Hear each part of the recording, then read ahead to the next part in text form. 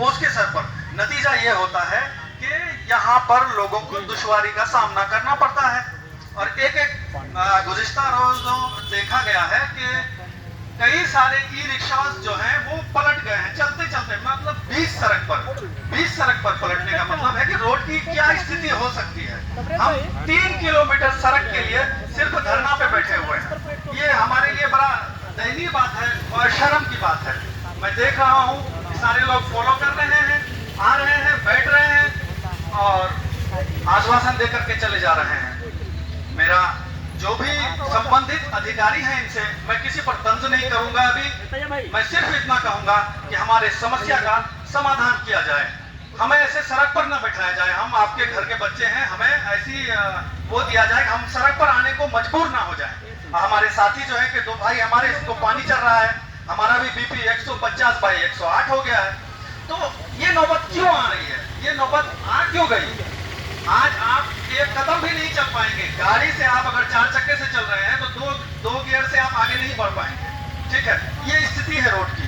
और ऑटो और टोटो जो ई रिक्शा है इनको तो छोड़ ही दी है कहने का। और दूसरी बात ये कि ये जो सड़क है, मैंने लाइफ लाइन इसलिए भी कहा, एक आप इधर से चले जाएं, हयातपुर होते हुए रजौखर चले जाएं इस रोड से, और रजौखर से आप सुपौल, मधेपुरा और जो है कि दरभंगा होते हुए आप पटना घुस सकते हैं।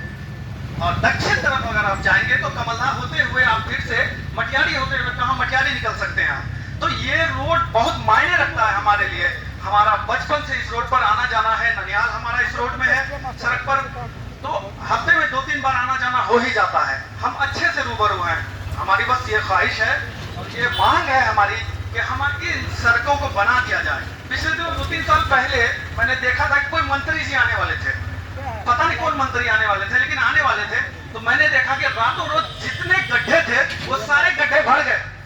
सीएम आए थे शायद, उससे हाँ सीएम जी आए थे, उसके बाद स्टेशन भी कोई भ्रमण करने वाले थे। तो 2-3 साल 4 साल पहले सारे गड्ढे मिट्टी डालकर भर गए।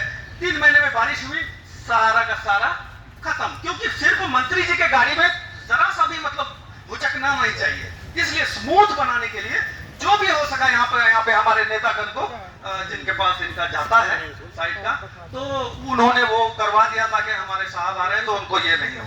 लेकिन साहब का तो आप परवाह कर रहे हैं। मेरा कहने का मतलब है कि आप जिनके वोटों से आप साहब तक पहुंचे हैं उनकी परवाह कौन करे, उनकी परवाह कौन करेगा? हम बस चाहते हैं कि उनकी परवाह की जाए। जो लोग सक्षम नहीं है, 5 रुपए 10 रुपए देकर के अररिया स्टेशन आते हैं, उनको आज 200 रुपए में भी रिजर्व करना पड़ता है। ऑटो तो नहीं आता है ऑटो वाला। अभी हमारी एक बहन की रतिया, उन्होंने भी कहा था। हाँ, ये दुश्वारियां होती रहती है। आंगनबाड़ी ऑफिस है यहाँ पर, आंगनबाड़ी ऑफिस है यहाँ पर रोज एटलीस्ट 25 सड़कें जाती है चावल के, वो बीआरसी जाती है। तो इतना इंपॉर्टेंट है हमारे लिए ये रोड, हमारे जनता के लिए और सरकारी विभाग के लिए भी। संबंधित अधिकारियों से हमारा यह है कि हमारा भूख हड़ताल पर हम कब तक, हमारी सुध लिए जाए, हमारी मांग को सुना जाए, मांग को सुनते हुए उसको पूरा किया जाए। आश्वासन से काम नहीं चलेगा। बहुत हो गया आश्वासन भाई साहब, आश्वासन से काम नहीं चलेगा। आप इसको जमीनी हकीकत में बदलें। जो भी अधिकारी हैं, मैं नाम लेकर के उसको ये नहीं करना चाहूंगा, मैं जानता हूं, अच्छी तरीके से जानता हूं, लेकिन मैं चाहता हूं कि हमारा काम हो, हम अच्छे तरीके से चले। क्योंकि हमने जो आपको विश्वास किया है आप पर, तो हमारे विश्वास पर खरा उतरे। एमपी साहब, एमएलए साहब आके बैठ के जाते हैं। हमको ये समझ में नहीं आया परसों से आप यहाँ क्यों बैठ रहे हैं। हम बैठ रहे हैं ना, हमारी समस्या का समाधान आप करेंगे यहाँ, तो आप ऊपर से संभालिए ना। हमारी बहन सभा ने भी कहा कि हमें यहाँ पर सुरक्षा मुहैया नहीं है, रात को हम लोगों को परेशान किया जाता है। आप देखें ये जगह कौन सी है, यहाँ पर कचरे फेंके जाते थे, आज हम यहाँ बैठे हुए हैं। लेकिन ये शर्म की बात है, मुझे बहुत दुख है इस बात का। और इसी दुख के साथ मैं एक बार और आपसे विनती करता हूं कि बस हमारी दुखों को समझा जाए। हमारे भाई भूख से, पर ये खुदा न खास्ता अगर इनको कुछ हो गया तो फिर पता नहीं क्या होगा, वो ऊपर वाले को ही मालूम है।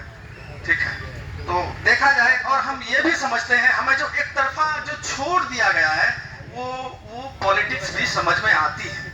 ठीक है, हर जगह के सड़क पर हम भी गुजरते हैं, और ये उत्तर तरफ का, उत्तर अररिया जो डिस्ट्रिक्ट है, इसका उत्तर तरफ इतना जर्जर क्यों है, दक्षिण तरफ इतना स्मूथ क्यों है, समझ में आता है हमें। लेकिन साहब मैं कहता हूं कि इन सब पॉलिटिक्स से उठ करके भगवान के लिए काम किया जाए, लोगों के लिए काम किया जाए।